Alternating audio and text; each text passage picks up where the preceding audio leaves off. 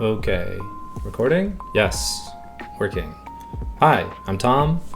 This is the Nyxt browser. This is a simple configuration file to demonstrate the autofills feature. Okay, here I'll start from a new buffer just for clarity. Okay, autofill inputs things into input fields on websites. So let's navigate to a page that has an input field like Wikipedia. Here we are, see the search Wikipedia box at the top. I'm going to use Alt-I to select the first input field on any page. Then I'm going to use Control-I to deploy autofills.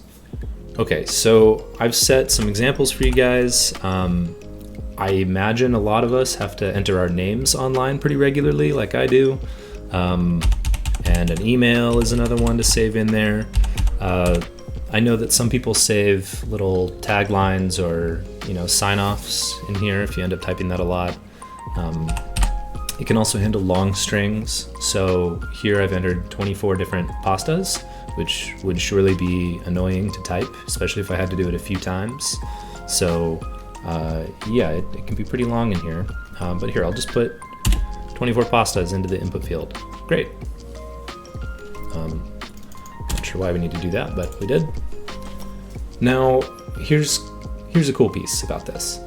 It doesn't have to be just strings. It could be arguments, functions. So let's try something.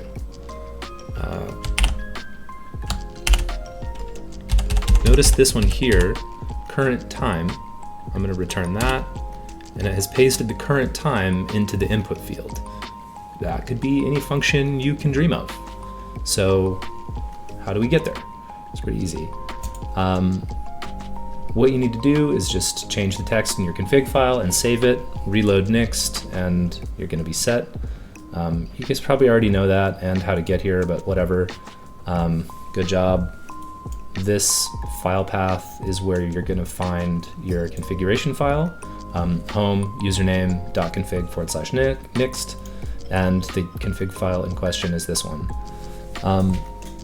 Don't worry about every letter right now. Just look at the structure of this autofill section because I'll paste the snippet in the description for you.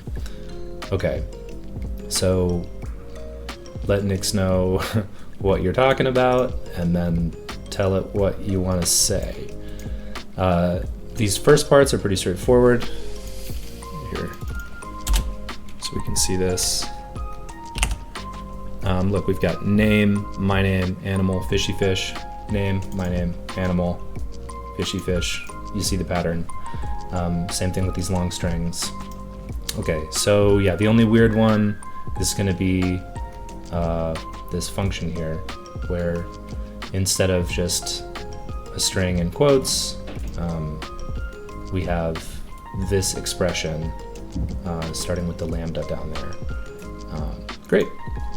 Very nice. Thanks for watching. Be kind to animals. Use your computer powers for good. See ya.